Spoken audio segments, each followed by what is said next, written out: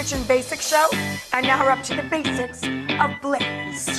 Tough shoes to follow, shoes to fill here, right? How'd you like these to are come in? legends. Right. I mean, very, follow an oh my Iron goodness. Chef and Jacques Pepin. So tough, but I'm gonna try. I'm gonna do my best. So roadmap what you're gonna do. I'm talking about the power of acidity and how a lot of people think it's salt and or fat that really makes flavor, but it's really the finish of some acidity, some citrus or some vinegar, and almost all dishes that you crave are finished with a little bit of acidity. So the dish I'm talking about today is one of my favorites that I make for my kids. It's a broccoli top pesto. So what I've done is I've just taken broccoli and just shaved with a knife the top of the broccoli. And that's it. And I'm just warming that up in a little olive oil with some chilies and some pine nuts. I mean, look at that. That looks smells amazing. Smells really great.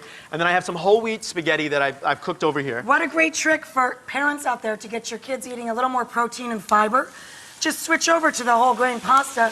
Honestly, they won't know the difference once you mix it with sauce. Absolutely. And also, that's another. You got this, right? Yeah, absolutely. Sit. It's another tip too for parents to sort of, or maybe a great basic tip to sort of hide some vegetables, right? If you chop them up small enough, they can't you can get your kids to eat things that maybe they wouldn't be so in tune to eating. So now my pasta's finished, but not quite. So what I have here is lemon, real basic, right? But if you think about so many foods, does a piece of fried shrimp taste better before it gets some lemon or lime on it? It tastes better with acidity. So it's all about acidity. Bobby's steak, where you're putting the vinaigrette and the acid from the vinegar. Absolutely. The power of acidity wakes up the palate, especially if you're cooking competitively on any of these shows. It's a way to sort of make your food jump. I know Bobby's food is all about high acidity. So the lemon, you can see also I've cut in an interesting way, right? Chef, this is sticking only because that burner's broken. I'm gonna put you back here. Oh, we're good. No worries. Move back there. We're finishing up. Okay, great. I'm on the road. Home field advantage. That's all right. Home field advantage. So what you see, I cut the lemon so that there's no seed in it. So I just can really just squeeze some of that lemon in there, and that's just going to finish it. And even if this just happened at the table,